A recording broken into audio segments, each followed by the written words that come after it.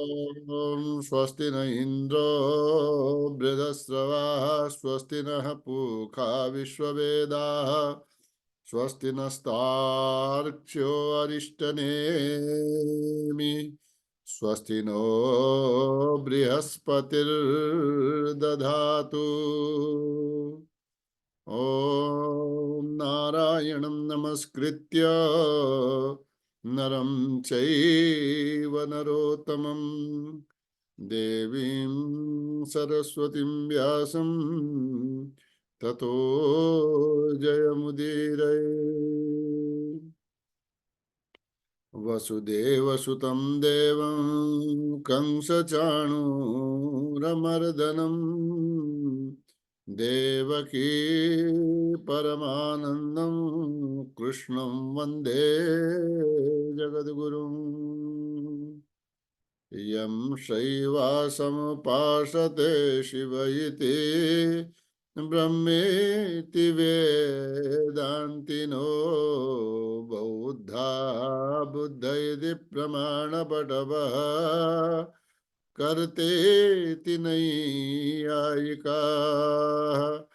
अर्हन्नित्यथ जैन शासनरताः कर्मेति मीमांसका सोऽयं वो विदधातु वाञ्छितफलं त्रैलोक्यनाथो हरिः त्रैलोक्यनाथो हरिः। परमपिता परमेश्वरलाई नमन छ, आभार व्यक्त गर्दछु। हामीलाई यस योग्य बनाउनु भयो कि हामी बिहान उठेर यसका लागि श्रद्धा मन उत्पन्न होस्। धन्य भाग्य छौं हामी बिहान बिहान उठेर अध्यात्म चिन्तनका लागि अगाडि बढ्दछौं। परम श्रद्धेय गुरुवरहरूका चरण कमलमा प्रणाम र स्मरण, त्यस्तै परम पूज्यनी माता पिताका चरण कमलमा प्रणाम गर्दै स्मरण गर्न चाहन्छु। र यहाँहरू उपस्थित सम्पूर्ण दिव्यजनहरूमा मेरो तर्फबाट प्रातःकालीन नमन ओम प्रणाम छ। स्वागत छ यहाँहरूलाई। स्वागत त गर्नु पर्यो, सुआगतम, किनकि राम्रै कामका लागि आउनु भएको छ, राम्रै काम गर्नु भएको छ, त्यही त स्वागत भयो, सुआगतम। हजुरको आगमनले यो स्थान, यो जुम नै पवित्र भएको छ। जुमको आज जुममा यदि हामीले भन्यौं भने के हुन्छ, जुममा अध्यात्म चिन्तन हुन्छ, अध्यात्म संस्कारका कार्यक्रम चल्छ। आफैमा दिव्यता र यस्तो कार्यक्रममा स्वागत गर्न पाउनु, यस्तो कार्यक्रममा आफू उपस्थित हुन पाउनु आफैमा यो सौभाग्यशाली छ। त्यसैले हजुरहरू सबैलाई प्रणाम, स्वागत।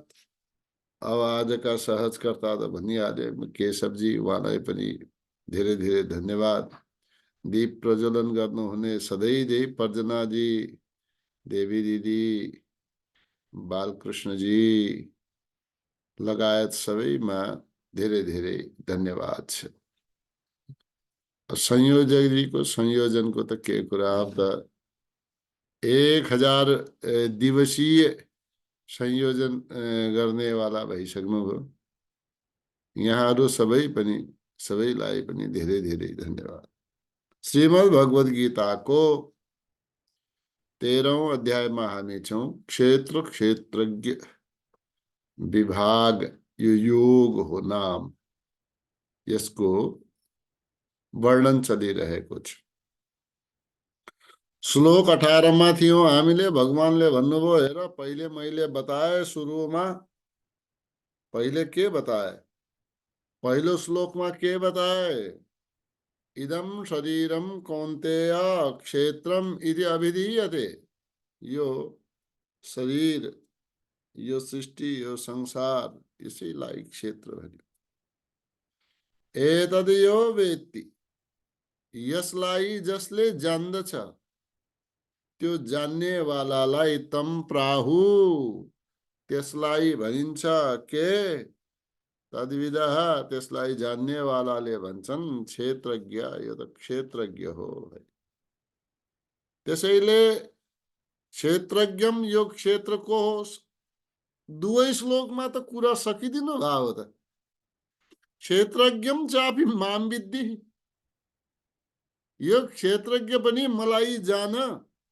सर्व क्षेत्रेषु भारत, सबै क्षेत्रहरूको जो क्षेत्रज्ञ हो त्यो पनि मलाई जान। त जसले जान्यो क्षेत्र र क्षेत्रज्ञको जो ज्ञान हो, जो ज्ञानलाई जान्यो, त्यही यद ज्ञानम परम, त्यही ज्ञान श्रेष्ठ हो। यद ज्ञानम परम, त्यही ज्ञान परम हो। तब यहाँनिर भन्नुभयो यद ज्ञानम मतम मम, मेरा मनमा मतमा त्यही ज्ञान हो। अनि त्यस बाहेक जसले जानेन त्यो अज्ञान। त्यसैलाई टिपेर फेरि 18 नम्बर श्लोकमा आउनुभयो, इति क्षेत्रम तथा ज्ञानम ज्ञेयम चोक्तम समासतः। हे अर्जुन, मैले जो प्रारम्भमा भनेको थिए क्षेत्रका बारेमा, ज्ञानका बारेमा, ज्ञेयका बारेमा, यसका बारेमा संक्षेपमा मैले भने, ये मद भक्त एतद विज्ञाय, मेरो जो भक्त छ यसलाई जानेर मेरै भावलाई प्राप्त हुन्छ। यहाँसम्म हामीले पढेका थियौं। आउनुस् अब आवृत्ति गरौं। तब कुरा बुझियो यहाँसम्मको कि यसै अध्यायको पहिलो श्लोकमा, दोस्रो श्लोकमा जो क्षेत्र र क्षेत्रज्ञका बारेमा संक्षेपमा जो वर्णन गरिएको थियो, अब त्यसैको अगाडि बाँकी रहेको विस्तार गर्न चाहिँ अब यो प्रकरण चाहिँ प्रारम्भ गरिन्छ 19 नम्बरदेखि। यसलाई ध्यान दिउँ है त। प्रकृतिम पुरुषम चैव, प्रणाम गुरुदेव। प्रणाम सबैमा जी। नमन। प्रकृतिम पुरुषम चैव, प्रकृतिम पुरुषम चैव, प्रकृतिम पुरुषम चैव, विद्यनादि उभावपि, विद्यनादि उभावपि, विकारांश्च गुणाश्चैव, विकारांश्च गुणांश्चैव, विकारांश्च गुणाश्चैव, विकारांश्च गुणांश्चैव, विद्धि प्रकृति संभवान, विद्धि प्रकृति संभवान्, विद्धि प्रकृति संभवान, विद्धि प्रकृति संभवान्, प्रकृतिं पुरुषं चैव विद्यनादि उभावपि, विकाराश्च गुणाश्चैव विद्धि प्रकृति संभवान्। प्रकृतिं पुरुषं चैव विद्यनादि उभावपि, विकारांश्च गुणाश्चैव विद्धि प्रकृति संभवान्। ल यसलाई बुझौं। त यहाँ भन्नुहुन्छ 19औं नम्बरमा यस श्लोकमा भगवानले कि हे अर्जुन, अहिलेसम्मको चर्चा गर्यौं क्षेत्रका बारेमा, ज्ञानका बारेमा, ज्ञेयका बारेमा। अबको जो चिन्तन छ त्यो क्षेत्रज्ञका बारेमा हो। यसका बारेमा पहिले पनि भनियो, परब्रह्म, ब्रह्मलाई बुझ्नु भनेर भनिसकिएको छ। अब विस्तारले त्यो वर्णन गरिएको छ। अरु पनि ज्ञानका कुराहरू यसमा वर्णन गरिएको छ। प्रकृतिम पुरुषम चैव, प्रकृतिम पुरुषम चैव, च एव, च एव एव के प्रकृतिलाई पनि र पुरुषलाई पनि चैव के गरा विद्यानादि उभावपि उभौ अपि उभौ अपि भन्नाले यी दुवैलाई विद्यानादि भन्नाले विद्धि विद्धि तिमी जान हे अर्जुन तिमी जान यी दुवैलाई उभौ यी दुवैलाई के जान अनादि अनादि रूपले तिमी जान यिनीहरूको जस्तै अरु संसार के हो आदिमत हो हैन आदि हुन्छ प्रारम्भ हुन्छ फेरि समाप्त हुन्छ अन्य जड पदार्थहरूको यिनीहरूको प्रारम्भ हुँदैन अनादिमत आदिमत होइन के अनादिमत ये अनादि हुन् यिनीहरूको प्रारम्भ र समाप्ति छैन या त्यसलाई जान्न सकिँदैन प्रकृतिम पुरुषम चैव विद्धि अनादि उभौ अपि उभाव अपि यिनीहरूलाई अनादि सम्झनु विद्धि मान्नु यहाँ जब मान्दैनौ त्यसैले त भन्नु पर्यो मान्नु मान्ने भए किन भन्नु पर्थ्यो यहाँ मान्नु भनेर भनिएको छ अनि अरु विकारांश विकारहरूलाई च च र विकारांश विकारहरूलाई गुणाश्चैव गुणहरूलाई पनि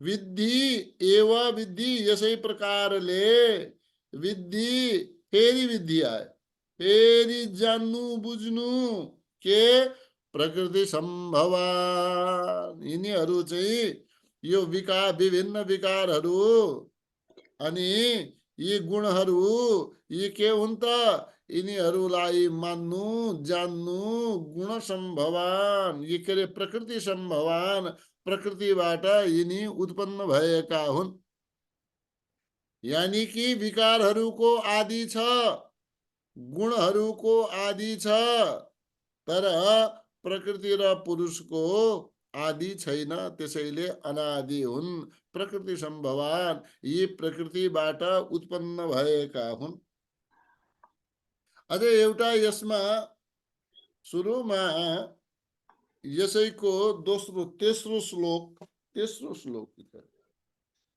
श्लोक के थियो तत्क्षेत्रम यच्च यादृक् यद विकारी यतश्च यत् सच यो यत् प्रभावश्च तत्समासेन मे शृणु यो थियो नि त यसमा के बतायो यच्च त्यो भगवानले तेस्रो श्लोकमा क्षेत्रका विषयमा यच्च जो छ यादृक् छ जस्तो छ यद विकारी जुन जुन विकारवाला छ यतश्च यत् जसबाट जो उत्पन्न भएको हो यो चार कुराहरू पहिले पनि निवेदन गरेको थिए यी जो छ जस्तो छ जति विकारवाला हो अनि जसबाट जो उत्पन्न भएको हो यी चारवटा कुराहरूलाई विद्धि यसलाई पनि जान सुन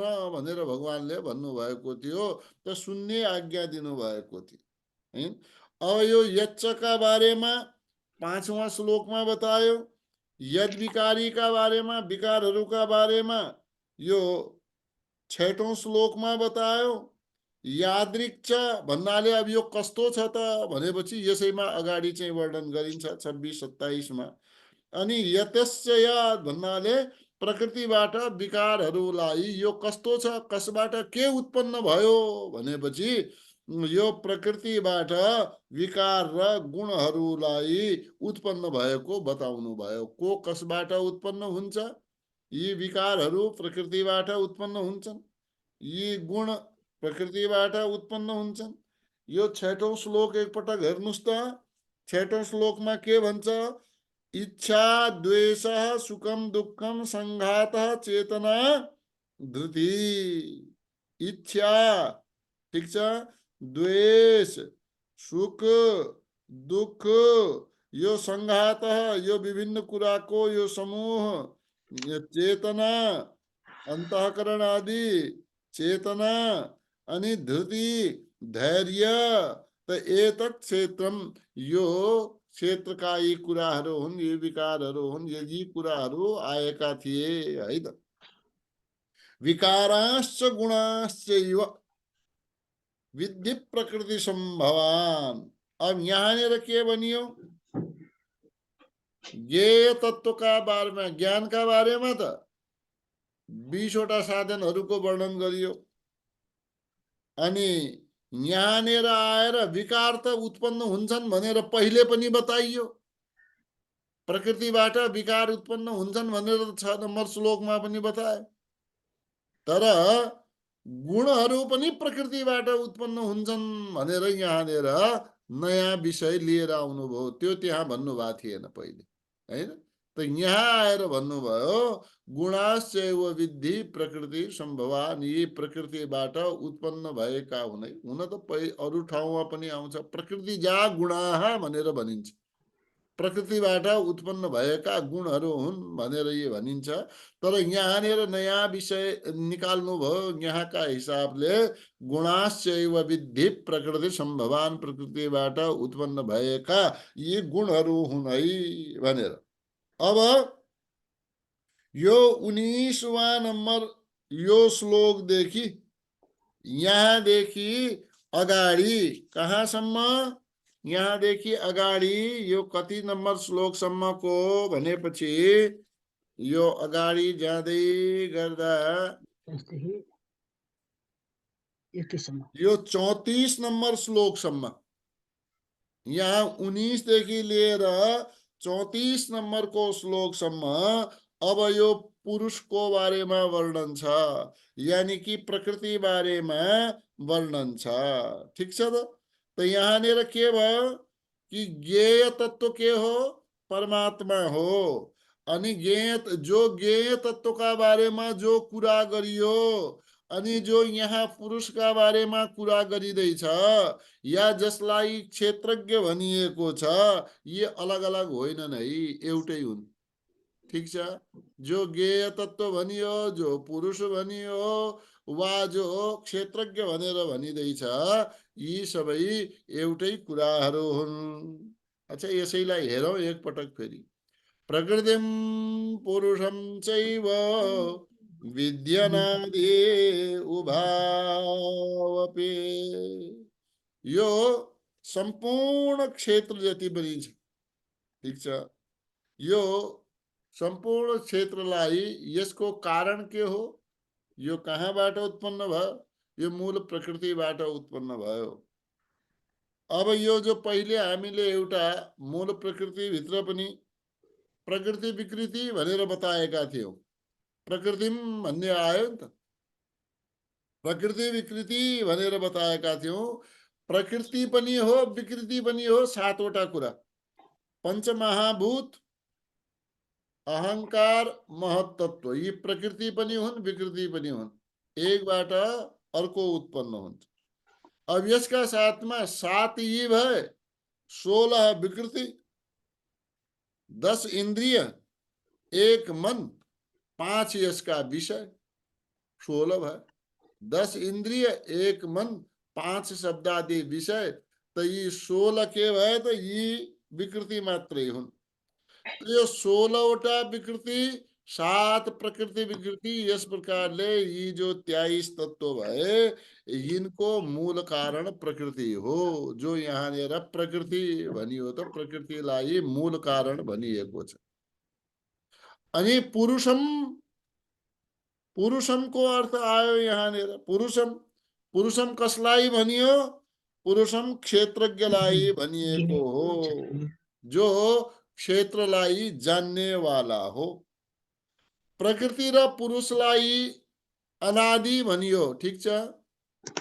प्रकृति र पुरुषलाई यहाँनिर अनादि भनियो। पुरुष यहाँनिर जीवात्मा पनि भन्न सक्नु, त्यो पनि अनादि हो। प्रकृति पनि अनादि हो। तर अनादि भन्नेमा फरक छैन, केही फरक छैन अनादि भन्नमा। तर एक छ, दुवैको स्वरूपमा फरक छ। अनादि भावमा फरक छैन, स्वरूपमा फरक छ। के हो? प्रकृति, प्रकृति अनादि हो तर गुणले युक्त छ, विकारी छ। पुरुष अनादि हो तर पुरुष गुणले रहित छ, अविकारी छ। प्रकृति गुणले युक्त छ, पुरुष गुणले रहित छ, यति फरक छ स्वरूप। नभए दुवै अनादिको बारेमा चाहिँ अनादि हो। यानी युक्त हुनुको मतलब के हो? पुरुषमा विकार हुँदैन, प्रकृतिमा विकार हुन्छ। प्रकृति गुणयुक्त छ, पुरुष गुणले रहित छ। प्रकृति जगतको कारण हो, पुरुष कसैको कारण बन्दैन। पुरुष कसैको कारण बन्दैन। यस कारणले ये अनादि त हुन् तर प्रकृति गुणले युक्त छ, पुरुष गुणले रहित छ। विद्धि अनादि उभौ अपि, उभौ अपि भन्नाले यी प्रकृति र पुरुष एकै भए त एकै पनि भन्थे। अनादि हुन् तर अलग अलग यिनको व्याख्या हुन्छ। त्यसैले उभौ एव, उभौ वपि, यी दुवैलाई, प्रकृति र पुरुषलाई के गर? तिमी विद्धि, जान। ठीक छ। विकाराश्च, विकाराश्च का बारेमा बताए भर्खरै, जो श्लोकमा दियो, 6ठो श्लोकमा। इच्छा, द्वेष, सुख, दुख, संघातका रूपमा चेतना, धृति, यी 7 प्रकारका विकारहरू यी कहाँबाट उत्पन्न भए? यी 7 विकारहरू इच्छा, द्वेष आदि यी प्रकृतिबाट उत्पन्न भएका हुन्। यसका साथमा गुणहरू, गुणहरूको स्पष्ट व्याख्या गर्नुस्। सत्व, रज, तम, यी तीनै गुणहरू पनि प्रकृतिबाट उत्पन्न भएका हुन्। त के भयो? प्रकृतिमा, प्रकृतिबाट यी विकार उत्पन्न भए, प्रकृतिबाट गुण उत्पन्न भए। तर पुरुषमा विकार पनि छैन, गुण पनि छैनन्। ठीक छ। त यो कुरा बुझियो हैन? यसको यसको अर्को श्लोक छ 22 नम्बरको, यो पनि सँगसँगै पढेपछि अरु कुराहरू अझ एकपटक स्पष्ट होला है त। त यहाँसम्म के आयो कुरा? यो श्लोकमा के भयो? प्रकृति र पुरुष दुवैलाई अनादि मान्नु, तर विकार, सुख दुःखादि, इच्छा द्वेषादि यी विकारहरू सत्व रजतम आदि यी प्रकृतिबाट उत्पन्न हुन्छन्। यी पुरुषबाट होइनन्, प्रकृतिबाट उत्पन्न हुन्छ। यस प्रकारले मान्नु भनेर यहाँसम्म बताइएको छ। यसको सम्बन्ध 20 नम्बरको श्लोकसँग पनि छ। त्यसको एकपटक उच्चारण गरौँ है त। कार्यकरण कर्तृत्वे, कार्य कारण कर्तृत्वे, कार्यकरण कर्तृत्वे, कार्य कारण कर्तृत्वे। मलाई असमञ्जसमा नहाल्नुहोस् नि। कारण छैन, फेरि मैले किताब हेर्नु पर्यो, म झ्यास भए। करण छ। के छ हजुरको पुस्तकमा? म कहाँ कारण हजुर, म अर्कोबाट हजुरले हेर्छु। बढाइदिनु भयो। होइन, करण यसमा हजुर म अर्कोबाट हेर्छु हजुर, त्यसमा कारण रहेछ। क भन्नुहोस् नि, भइहाल्यो। हजुर कार्यकरण कर्तृत्वे, म यस अर्कोबाट हेर्छु। त्यसैबाट हेरेर हस् भनिदिनुहोस्। हस् हजुर, त्यो अर्को किताब म यसबाट हेर्छु। कार्य कारण कर्तृत्वे, सरी हजुर, करण रहेछ यसमा, त्यसमा मिस्टेक रहेछ हजुर। कार्य करण कर्तृत्वे त्यो पहिले वालामा पुस्तकमा काको ठाउँमा क पढिदिया भए त भइहाल्थ्यो नि त्यो हजुर, हैन? किन अर्कै पुस्तकमा छापिएकै खोज्नु पर्यो है? ल ल, कार्यकरण कर्तृत्वे कार्य करण कर्तृत्वे हेतुः प्रकृतिरुच्यते। हेतुः प्रकृतिरुच्यते। हेतुः प्रकृतिरुच्यते। हेतु प्रकृतिरुच्यते। पुरुषः सुख दुःखानाम् पुरुषः सुख दुःखानां पुरुषः सुख दुःखानाम् पुरुषः सुख दुःखानां भोक्तृत्वे हेतुरुच्यते। भोक्तृत्वे हेतुरुच्यते। भोक्तृत्वे हेतुरुच्यते। भोक्तृत्वे हेतुरुच्यते। कार्यकरण कर्तृत्वे हेतुः प्रकृतिरुच्यते। पुरुषः सुख दुःखानां भोक्तृत्वे हेतुरुच्यते। कार्यकरण कर्तृत्वे हेतुः प्रकृतिरुच्यते। पुरुषः सुख दुःखानां ये भोक्तृत्वे हेतुरुच्यते। अच्छा, कार्य कार्य भन्नाले जे काम भयो त्यो है त। कार्य भन्नाले जे काम भनियो त्यो कार्य भयो। कार्य भयो। अर्को रूपमा भन्नुस्, कार्यलाई अझ बढेर भन्नुहुन्छ भने कार्य के हो त? शरीर हो। ठिक छ, कुरा बुझ्नुभयो? कार्य भन्नाले शरीर भयो। अच्छा, करण कर्तृत्वे कार्य। करण का शरीरमा के आए, करणमा के आए यो बुझ्नु होला। मैले अघि किन रोके हजुरलाई? कारणै पढ्न दिया भए पनि हुन्थ्यो है, तर फेरि अर्थ लाग्दैन। अर्थ लाग्दैन, हैन? करण, करणमा हजुरले के जोड्नुहुन्छ? अन्तःकरण बहिकरण जोड्नुहुन्छ कि नै? हो, त्यो अन्तःकरण बहिकरणको कुरा गर्नु परेको हुनाले कारणलाई रोकेको हुँ मैले, हैन? नभए कारणै भनिदिया भए म धेरै हस्तक्षेप गर्दिन, किनकि प्रत्येक व्यक्तिले आफू अनुसारले उच्चारण गर्ने हो। धेरै हस्तक्षेप तुरन्त गर्नु हुँदैन भन्ने मेरो मान्यता हो, हैन? तत्काल त सबै कुरा सुधार हुँदैन नि त। तर यहाँनिर कारण पढ्यो भने गडबड हुन्छ, हैन? कारण त्यसैले भयो। अब यसलाई बुझौं त। कार्यकरण कर्तृत्व, कार्य र करणद्वारा हुनेवाला जति पनि क्रियाहरू छन् यिनीहरूलाई उत्पन्न गर्नमा हेतु माने जो कारण हो। ल, आए फेरि कारण। हेतु माने जो कारण हो, त्यसलाई त्यो कारण, कारण भन्नाले बुझ्नुभयो?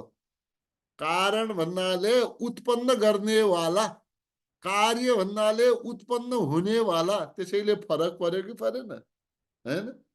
कार्य भन्नाले उत्पन्न हुनेवाला, कारण भन्नाले उत्पन्न गर्नेवाला। त यो यसमा के हो त? कार्य र करणका द्वारा हुनेवाला क्रियाहरूलाई उत्पन्न गर्नमा हेतु भन्नाले जो कारण छ त्यो कारण प्रकृति उच्यते। त्यो कारणलाई प्रकृति भनिन्छ, हैन?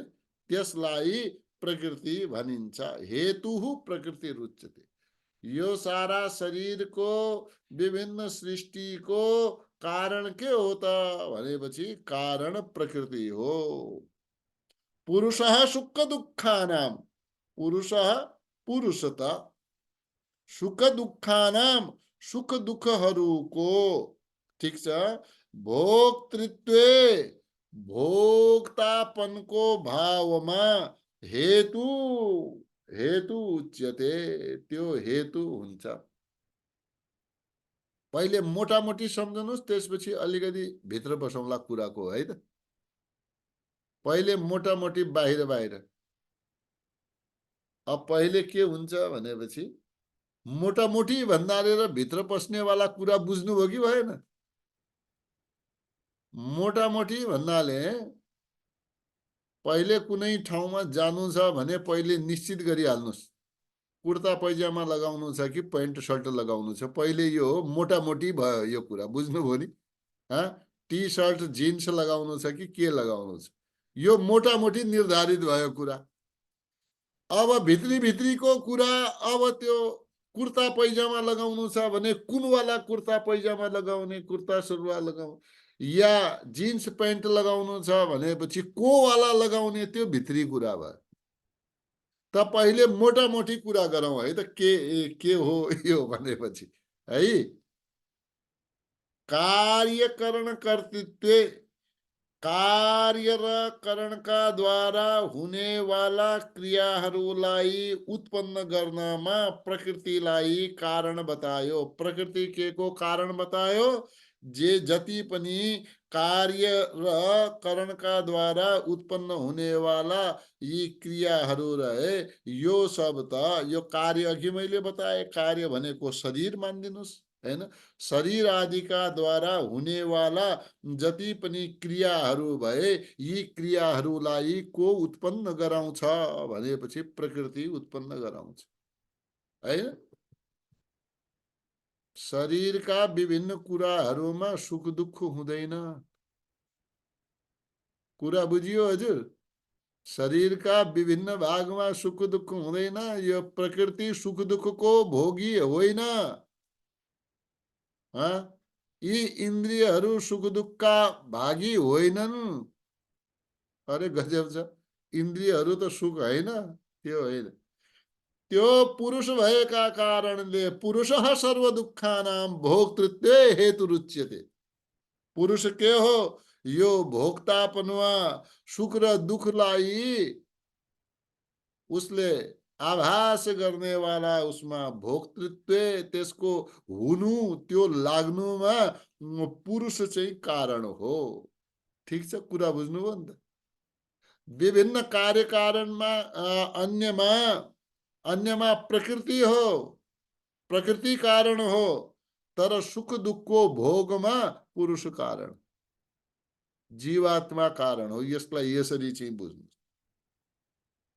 अब यसो सम्झनुस्, यो कार्य र कारण भन्नेवाला कुरा जो उत्पन्न हुन्छ त्यो कार्य हो, अनि जसले त्यो सम्पन्न गराउँछ, जसबाट जो उत्पन्न हुन्छ त्यो हो कारण हो। ठिक छ? अनि जसबाट, यो पजल त हुँदैन, जो उत्पन्न भयो त्यो कार्य हो, जो उत्पन्न गराउँछ त्यो कारण हो, अनि जो साधनहरूद्वारा, जुन साधनहरूका द्वारा यो सबै कार्यहरू सिद्ध हुन्छन्, ती करण हुन्। करण कर्तृत्व आयो नि। अच्छा, म अब एक एक किनारबाट जान्छु, है त। यी 5 महाभूत र विषय, यी 10 छन्। 5 महाभूत के भए? क्षितिजल पावक, गगन समीरा, आकाश, वायु, अग्नि, जल, पृथ्वी, 5 महाभूत। शब्द, स्पर्श, रूप, रस, गंध, यी 5 विषय। कति भए? 5 महाभूत र 5 विषय गरेर यी 10 भए। यो 10 को रूप जो देखियो नि, यो पंचमहाभूत आदिले बनेको यो शरीर, यो नै कार्य हो। ठिक छ, यो यसलाई कार्य भन्यो। छोटकरीमा लेख्नु होला त के भयो, कार्य बराबर 5 महाभूत र 5 विषय। यो भन्दा छोटकरीमा कसले लेखाउने हो अब हजुर। अच्छा, करण, करणमा लेख्नुस् बहिकरण र अन्तःकरण। बाहिरका करण र अन्तका करण। बाहिरका करण, करण माने इन्द्रिय हैन, बाहिरका इन्द्रिय र भित्रका इन्द्रिय। बाहिर के भए, बहिकरणमा के भए भाइ, कर्मेन्द्रिय र ज्ञानेन्द्रिय। कान, त्वचा, आँखा, रसना, नाक, यी त ज्ञानेन्द्रिय भए। यो हैन, वाणी, हात, गोडा, उपस्थ, गुदा हैन, यी के भए, कर्मेन्द्रिय भए। मन, बुद्धि, अहंकार, यो के भए, अन्तःकरण भए, भित्रका इन्द्रिय भए। त यस प्रकारले छोटकरीमा लेख्नु भयो भने ज्ञानेन्द्रिय, कर्मेन्द्रिय र अन्तःकरण, जसमा मन बुद्धि अहंकार आयो, यी 13 वटाको नाम करण हो। ठिक छ। कार्यमा 10 वटा आए, 5 महाभूत र विषय, अनि करणमा 13 वटा आए, ज्ञानेन्द्रिय, कर्मेन्द्रिय र अन्तःकरण। तो यी सबैका द्वारा जे जति पनि क्रिया हुन्छन् त्यसलाई उत्पन्न गराउनमा हेतु प्रकृति रुच्यते। यी सबैमा के हो त, हेतु यानी कि कारण को हो, प्रकृति हो। जे उत्पन्न भयो त्यो कार्य भयो। जो कार्यको सिद्धि हुन्छ त्यो केबाट हुन्छ, करणबाट हुन्छ। अनि जति पनि साधनहरू बाहिर भए ती साधनलाई करण भनिएको छ। यी करणहरू 13 भए, कर्मेन्द्रिय, ज्ञानेन्द्रिय, मन, बुद्धि, अहंकार। ठिक छ त। बाहिरका कर्मेन्द्रियहरू एकदम के छन्, स्थूल छन्। बाहिरका कर्मेन्द्रियहरू छन् न, देखिन्छन् नि। बाहिरका कर्मेन्द्रियहरू देखिन्छन्, हात, गोडा, मुख, मलद्वार आदि, यी सबै देखिन्छन्। अनि यो भन्दा, यो स्थूल भन्दा यी ज्ञानेन्द्रियहरू के छन्, सूक्ष्म छन्। अनि मन बुद्धि अहंकार अत्यन्त सूक्ष्म छन्। यिनी भन्दा पनि सूक्ष्म अन्तःकरण। बाहिर कर्मेन्द्रियहरू स्थूल भए, यिनीहरू भन्दा पनि सूक्ष्म ज्ञानेन्द्रिय भए, यिनीहरू भन्दा पनि सूक्ष्म अन्तःकरण भयो। त यी एक अर्कामाथि शासन गर्छ। कर्मेन्द्रियहरू ज्ञानेन्द्रियका हिसाबले चल्छ, अनि यिनीमा शासन चल्छ मन बुद्धि अहंकार। ठिक छ, यहाँसम्म कुरा बुझियो। त यहाँ के भयो भने एक अर्कामाथि शासन गरिरहेका हुन्छन्, यानी कि एक अर्कालाई नियन्त्रण गरिरहेका हुन्छन्।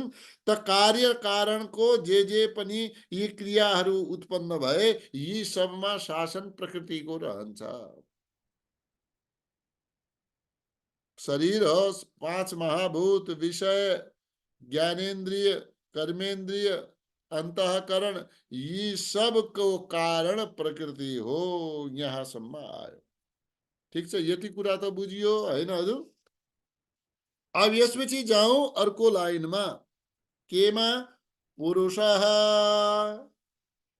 पुरुषः सुख दुःखानां भोक्तृत्वे हेतुरुच्यते। पहिले पुरुष जो के छ, सुख दुःखमा भोक्तृत्व, यी भोक्तृत्वको अर्थ हो भोक्तापनामा हेतु रुच्यते, हेतु हो। अच्छा, एक चीज बताउनुस्, प्रकृतिलाई के भनिन्छ, जड कि चेतन? जड। पुरुषलाई के भनिन्छ, चेतन। यति कुरा बुझियो। प्रकृतिलाई के भनिन्छ, जड। पुरुषलाई के भनिन्छ, चेतन। अच्छा, अब एक चीज बताउनुहोस्, सुख र दुःखको अनुभव जडलाई होला कि चेतनलाई होला? चेतनलाई होला, पक्का कुरा। जडलाई त सुख र दुःखको अनुभव हुँदैन। त सुख र दुःखको अनुभव प्रकृतिलाई होला कि पुरुषलाई होला?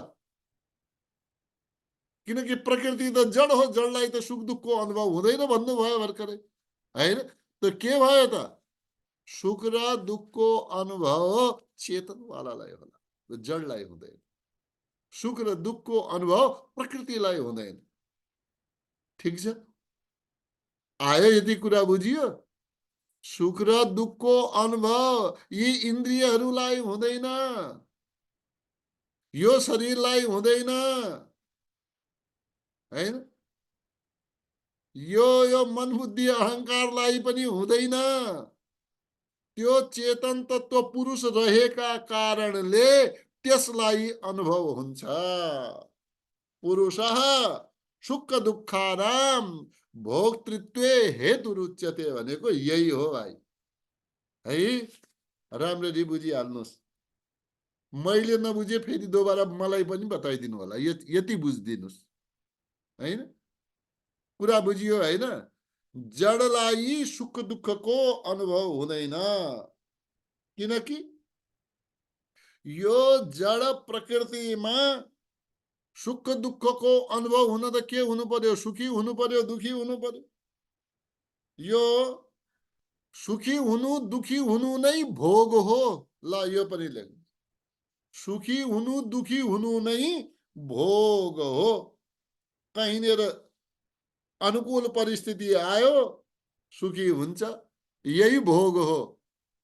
प्रतिकूल परिस्थिति आयो दुखी हुन्छ, यो दुखी हुनु पनि आफैमा भोग हो।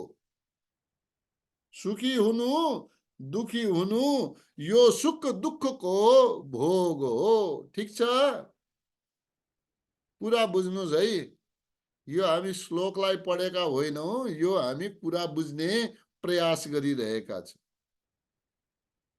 म त यो पढाउनु हो, यहाँनिर गीतामा प्रवचन दिनु हो भनेर आजभोलि बिर्सिसके, थाहै छैन, हैन? यो प्रवचन हैनन्, म प्रवचन गर्दा पनि केही भएन।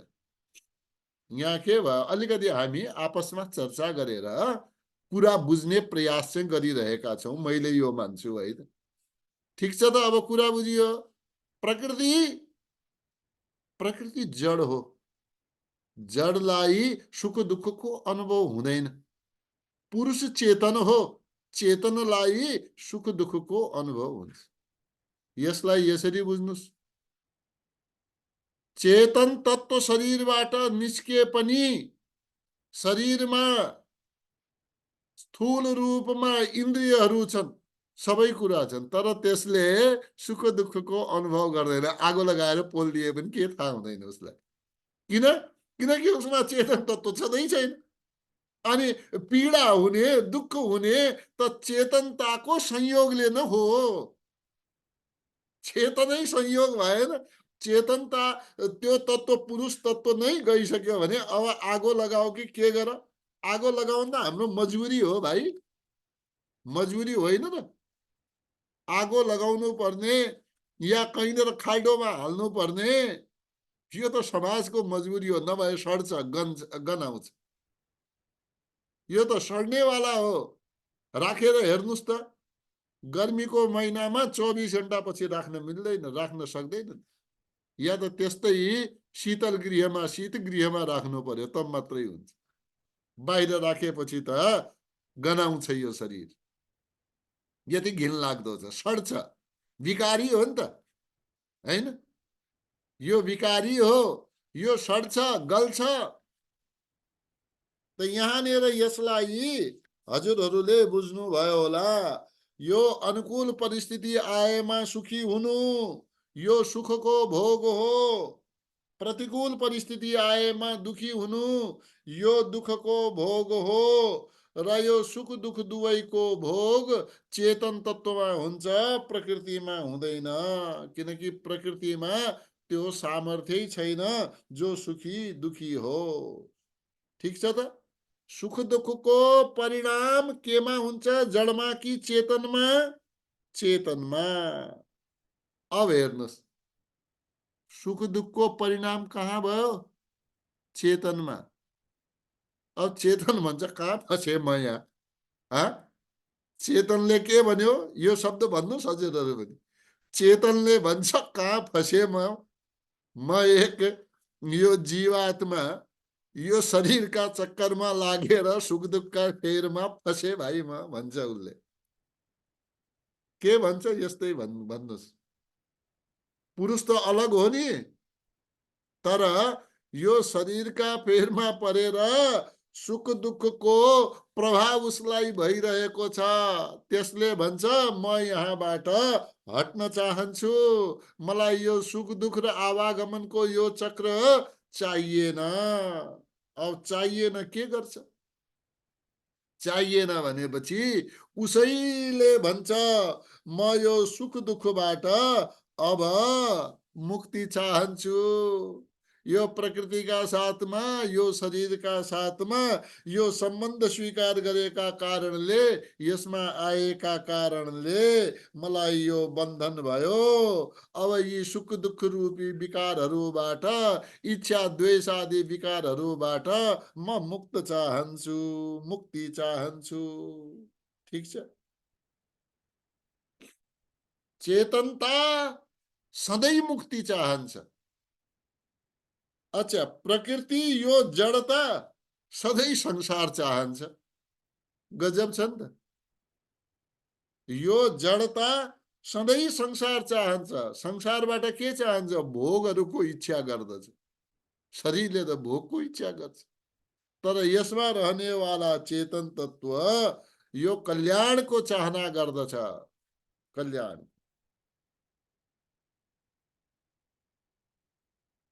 यो प्रकृतिका साथमा मिलेका कारणले, शरीर आदिका साथमा एक जस्तो भएका कारणले यो आफूलाई सुखी दुखी मान्दछ। यसैलाई बन्धन भनेर भनियो है त। यो श्लोक दुईटा, प्रकृतिम पुरुषम चैव विद्यनादे उभावपे विकाराश्च गुणाश्चैव विद्धि प्रकृति संभवान् कार्यकरण कर्तृत्वे हेतु प्रकृतिरुच्यते पुरुषः सुख दुःखानां भोक्तृत्वे हेतुरुच्यते। हाँ प्रभु, दिक्क लागिरहेछ क्या हजुरहरूलाई? अब 2-4 मिनट भन्दा पहिले छोडिदिनु पर्छ। अब धेरै काम छन् होला, कति कति काम छोडेर आउनु भएको छ हैन? चुलो चौका त्यत्तिकै, सारा दुनियाँभरको त्यत्तिकै, पसलको सामान त्यत्तिकै हैन, हिसाब मिलाउनु त्यत्तिकै, के छ, धेरै भयंकर भयंकर प्रकृतिका जटिलताहरूका साथमा युद्ध गरिरहनु भएको छ। तर पनि एउटा नियत समयमा प्राप्त हुनुहुन्छ। हजुरहरूलाई धेरै धेरै धन्यवाद। ओम पूर्णमदः पूर्णमिदं पूर्णात् पूर्णमुदच्यते पूर्णस्य पूर्णमादाय पूर्णमेवावशिष्यते।